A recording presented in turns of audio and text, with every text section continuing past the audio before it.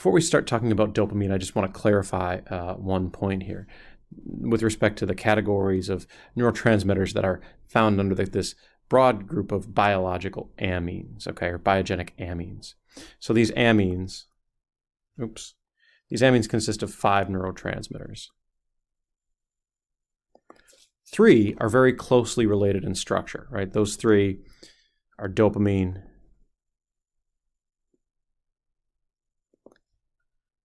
epinephrine. Another name for epinephrine is adrenaline, and norepinephrine. Okay, noradrenaline. Right. And these 3 are all derived from the amino acid tyrosine. Okay. Now, there are 2 other biogenic amines, histamine and serotonin,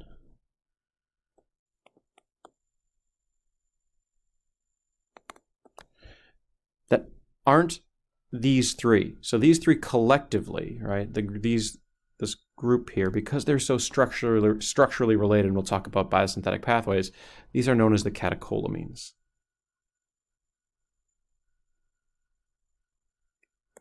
Okay, which is a subcategory of biogenic amines. Histamine and serotonin are found outside of that. All of the sort of characteristics that we talked about with respect to biogenic amines,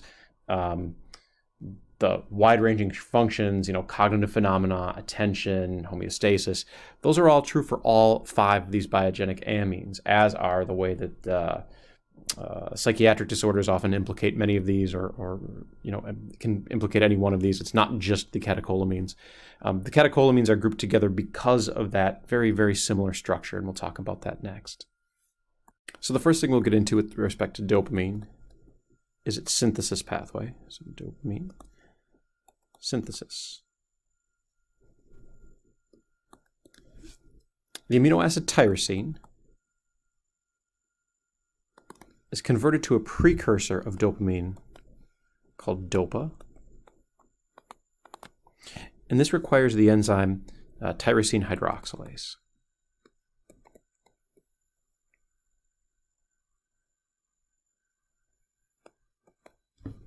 Okay, DOPA is then converted to dopamine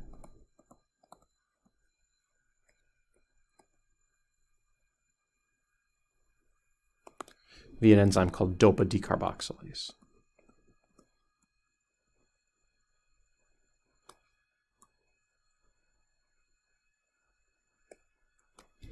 Okay, now you can see what's happening over here on the right, that here's your tyrosine amino acid.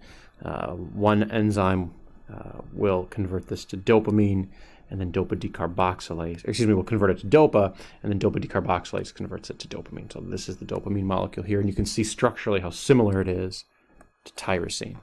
Now, I talk kind of in detail about this synthetic pathway because, as we'll talk about in more detail later on in the semester, right, Parkinson's is a disease where dopaminergic neurons that make dopamine, degenerate. Okay, so what's the treatment for Parkinson's? Well, if we give people dopamine, if we give them this neurotransmitter, it doesn't cross the blood-brain barrier. However, DOPA, the precursor, does.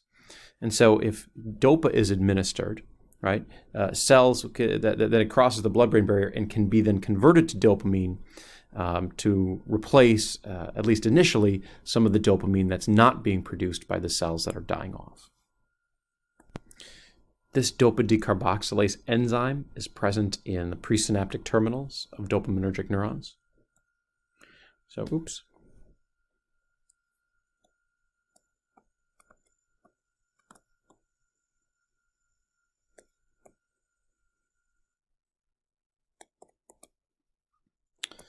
and once dopamine is present, it gets loaded into vesicles by something called the VMAT. So we'll talk about loading now.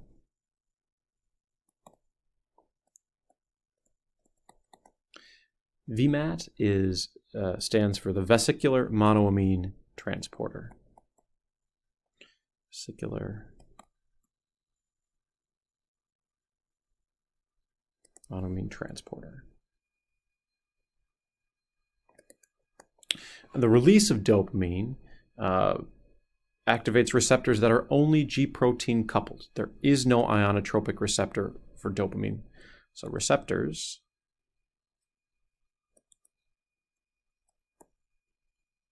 are only G protein coupled receptors, GPCRs. Okay, so there is no ligand that's going to bind to open up an ion channel directly. This is going to have downstream targeting. These G protein coupled receptors typically activate an enzyme called adenylyl cyclase. So what would happen, right, is you've got your G protein coupled receptor that's stuck in the cell membrane.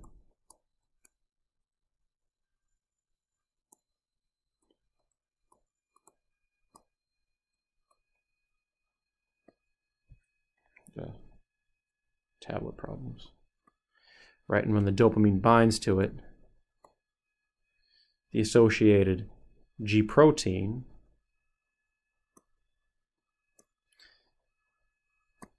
can go off and have different effects in the cell, and typically it targets an enzyme that's not active called adenylyl cyclase.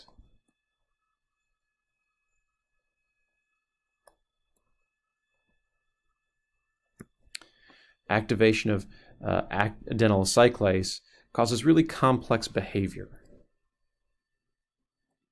So we'll say that activating these receptors leads to, I know complex behavior is vague, so let me give you some examples of this. Complex behavior can be anything from hyperactivity to inhibition of vomiting. So even things like motivation, reward, reinforcement. And drugs of abuse often target these pathways, as we'll talk about next. The other really important effect of dopamine is to initiate movements.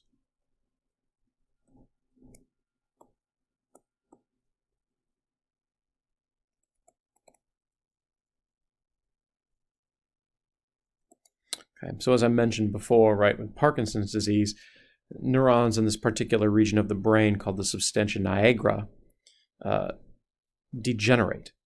And because of that, it's difficult to initiate movements. That's why people with Parkinson's, if you've ever watched them try to move, it's difficult for them to start, right? Once they're moving, they can continue to move, but it's that initiation of movements that's difficult. And so it's not just this area of the brain. It's not just the movement initiation that dopamine is responsible for, right? There are other areas of the brain that lead to some of these other complex behaviors, right? So both things dopamine does. Getting rid of dopamine, where did this come from? It doesn't want to go away. That's okay. Getting rid of dopamine happens in two ways, right? There's a reuptake mechanism.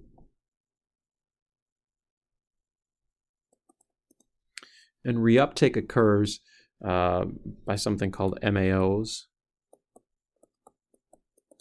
These are monoamine oxidases.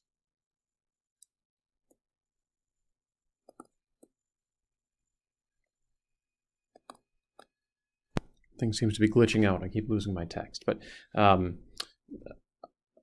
there is another mechanism besides MAOs. Oh, there it's come back. COMTs, catechol, O-methyltransferases, so COMTs, and we'll skip the writing of it out, but catechol oxidase methyltransferase, catechol O-methyltransferase. And what these do, right, both in glia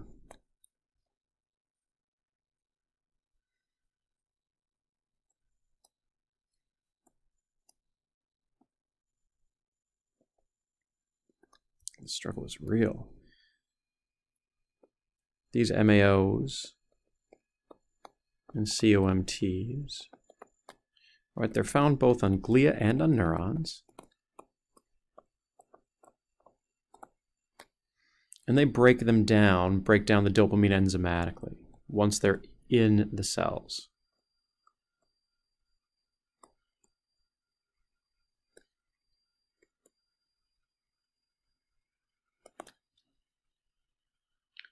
inhibitors of these reuptake and degradation mechanisms often serve as antidepressants. So MAOIs, monoamine oxidase inhibitors, were used as early antidepressants.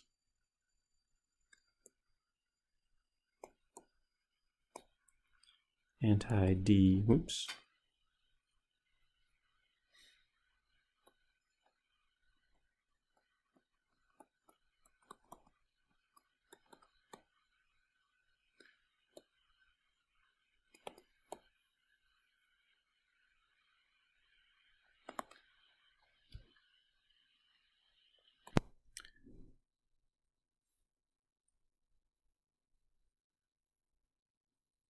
The last point that I'll make, right, is that cocaine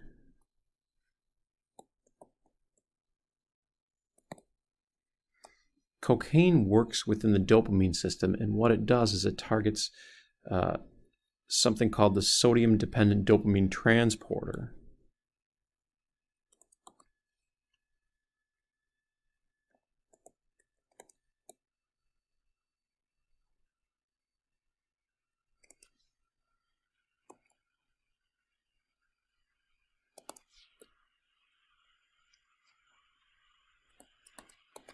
Right, what we'll call the DAT, the dopamine transporter. Okay, and so the dopamine transporter is the transporter on the cell's membrane that's responsible for bringing up dopamine into the cells and into the glia such that it can be broken down by MAOs or COMTs, okay? And so by inhibiting the dopamine transporter, again, dopamine is going to stay within the synapse longer, so it prolongs the action of dopamine.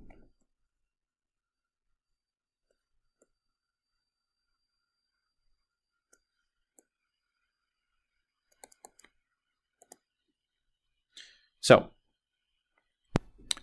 one of the things I think you can do is to sketch out a picture of the synthesis of dopamine, followed by the release of dopamine, followed by the reuptake of dopamine, followed by the breakdown of dopamine. Because this tablet is glitching out, I'm going to pause this video here and I'll start a new one after this.